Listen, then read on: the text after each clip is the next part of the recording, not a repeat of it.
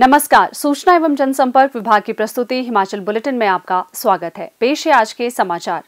आज मुख्यमंत्री श्री जयराम ठाकुर ने कांगड़ा जिले के प्रवास के अंतिम दिन सुलह विधानसभा क्षेत्र में 80 करोड़ रुपए की लागत की विकासात्मक परियोजनाओं के उद्घाटन व शिलान्यास किए। मुख्यमंत्री ने पालमपुर विधानसभा क्षेत्र में 10 करोड़ 25 लाख रुपए की लागत से धर्मशाला डाट पालमपुर होल्टा चड़ियार संधोल सड़क पर न्यूगल खड्ड पर 120 मीटर लंबे डबल लेन पुल का लोकार्पण किया। श्री जयराम ठाकुर ने जिला कांगड़ा में उप तहसील सुलह का उद्घाटन और जिला कांगड़ा के डरहों में 57 लाख रुपए की लागत से निर्मित प्राथमिक स्वास्थ्य केंद्र के भवन, 1 करोड़ 8 लाख रुपए की लागत से निर्मित राजकीय वरिष्ठ माध्यमिक पाठशाला पहरा के अतिरिक्त भवन, पालमपुर में 1 करोड़ 94 लाख रुपए से निर्मित बहाव सिंचाई योजना, कथूल कुहल 1 करोड़ 47 लाख रुपए से निर्मित बहाव सिंचाई योजना, बुख कुहल ग्राम पंचायत सन्नूह और साथ लगते गांव के लिए 1 करोड़ 16 लाख रुपए से निर्मित उठाऊ सिंचाई योजना और मरंडा में प्राथमिक स्वास्थ्य केंद्र का उद्घाटन किया।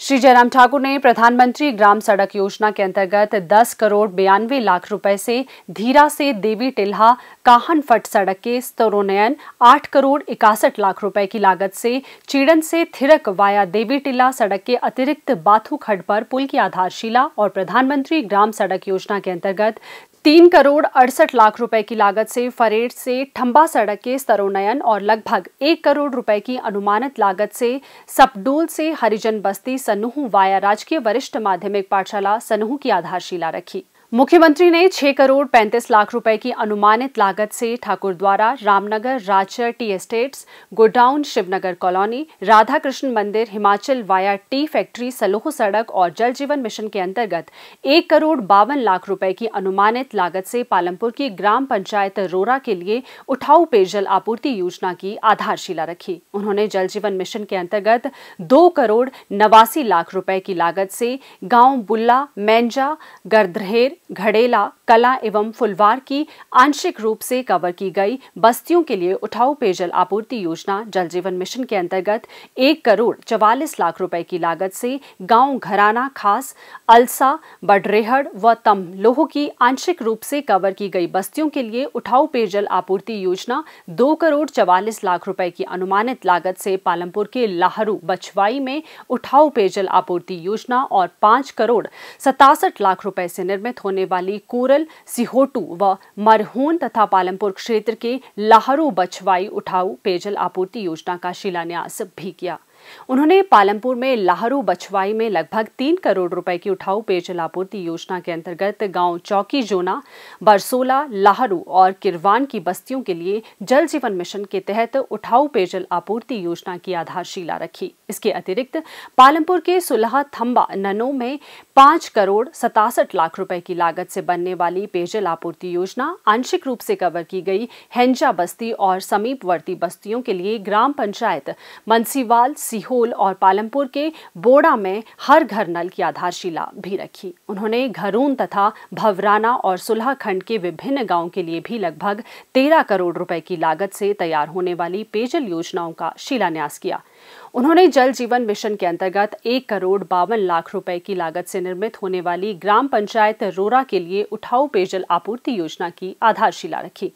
मुख्यमंत्री ने पालमपुर में जनसभा को संबोधित करते हुए कहा कि राज्य में आर्थिक गतिविधियों को शुरू करने के लिए सरकार ने सार्वजनिक परिवहन शुरू करने का निर्णय लिया और राज्य में सभी व्यावसायिक गतिविधियों को भी बहाल किया है। मुख्यमंत्री ने कहा कि विपक्ष के नेता इस महामारी को मुद्दा बनाकर राजनीति करने का प्रयास कर रहे हैं। उन्होंने कहा कि जब वे शिमला कार्यालय से बैठक कर रहे थे तब विपक्षी नेताओं ने आरोप लगाया कि मुख्यमंत्री राज्य के लोगों से मिलने से बचने की कोशिश कर रहे हैं, लेकिन उनके कांगड़ा प्रवास के दौरान वही नेता कह रहे हैं कि अब आप लोगों के बीच क्यों जा रहे हैं। श्री जयराम ठाकुर ने कहा कि कोविड-19 महामारी से निपटने के लिए राज्य सरकार द्वारा उठाए गए कदमों की प्रधानमंत्री नरेंद्र मोदी द्वारा भी सराहना की गई है। उन्होंने कहा कि विपक्ष के नेता भी आधारहीन और अनावश्यक आरोप लगा रहे हैं। उन्होंने उन्हें पंजाब, राजस्थान और महाराष्ट्र जैसे कांग्रेस शासित राज्यों की स्थिति पर नजर रखने की सलाह दी, जहां स्थिति बहुत खराब है। उन्होंने कहा कि राज्य सरकार ने अन्य राज्यों से लगभग 2,50,000 लोगों को घर वापस लाया है और ये दुर्भाग्यपूर्ण है कि कांग्रेस नेता सरकार के इन प्रयासों का भी विरोध कर रहे हैं। इस अवसर पर मुख्यमंत्री ने कहा, अब सारे दोनों दीवारों पर लगी सारी शिला पटका हूं का हम जो करें तो जमा करते करते करते करते आंकड़ा जा करके 80 करोड़ से पार हो रहा है। और एक विधानसभा क्षेत्र में 80 करोड़ की योजनाएं शिलान्यास और उद्घाटन के लिए एक साथ होती हैं, ये बहुत कम होता रहा है। विधानसभा क्षेत्र सूला पहले छोटा था, अब प्रदेश का सबसे बड़ा विधानसभा क्षेत्र ये पॉपुलेशन और वोटर के हिसाब से, और इस उसी के अनुरूप जो है आप लोगों ने इस विधानसभा क्षेत्र में विकास कार्य किए। अब सावधानी से रहेंगे, फिर आप सबसे आते हैं, क्योंकि इस वायरस का अभी तक कोई इलाज नहीं है। इसका इलाज सिर्फ यही है कि हम सोशल डिस्टेंसिंग को मेंटेन करें, हम सावधानियां बरतें, मास्क पहने। हमने प्रयत्न किया है, प्रयास किया, वो सारी चीजों का पालन करें। संकट है, लेकिन उसके बावजूद भी हमने तय किया कि हम विकास को प्रभावित नहीं होंगे। अभी कांगड़ा में आने के पश्चात तो हमने अधिकारियों के साथ बैठक की, हमने दुनिया को प्रतिनिधि, विधायक, मंत्री और सांसदों के साथ बैठक कि हमारे पास पैसा पड़ा है। लगभग हिमाचल प्रदेश में अनस्पेंड मनी वायरस 12,500 करोड़ रुपए विभिन्न डिपार्टमेंट्स में पड़ा है। उन सारी चीजों से हम विकास को गति देंगे। स्टेट की ओर से तो और पैसा जो दिया जा सकता है उसके लिए भी हम कोशिश करेंगे, लेकिन उसके साथ साथ इन सारी चीज को लेकर के काम करेंगे। सूला विधानसभा क्षेत्र विकास की दृष्टि से हमारे लिए महत्वपूर्ण है, हम इसमें कहीं भी कमी नहीं छोड़ेंगे। स्वाभाविक रूप से सारी चीजों को लेकर के जो भी अमल किया जा सकता है उसमें कोई कमी नहीं छोड़ेंगे।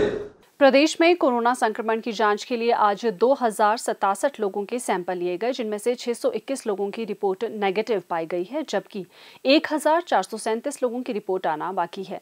अभी तक 1,65,471 लोगों की जांच की जा चुकी है, जिनमें से 1,60,461 सैंपल की जांच नेगेटिव पाई गई है।